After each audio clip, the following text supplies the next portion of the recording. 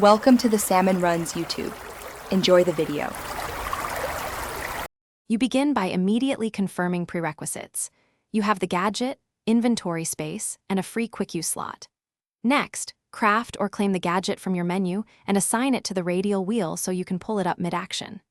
Once done, verify durability and cooldown numbers so you don't get stranded. If durability is low, repair or craft a spare. Make sure to test a quick use to confirm responsiveness before engaging puzzles or combat. You now move into the detailed execution.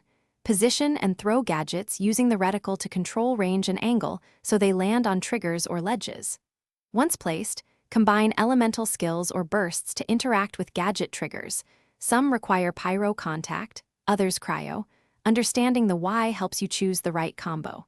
Make sure to monitor gadget cooldowns and swap characters during long-duration effects to maintain momentum.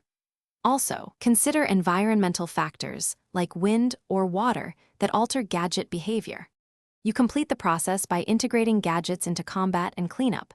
Deploy gadgets to interrupt enemies, create barriers or bait mechanics, and time deployment with your burst for maximum effect. After the encounter, reclaim reusable gadgets or note remaining charges so you know if you must craft more. If something goes wrong, first reload the area. If issues persist, check keybinds and gadget cooldown displays, then clear cache or restart the client. These steps usually fix unresponsive or invisible gadget behavior. Thanks for watching. Consider subscribing if we helped you.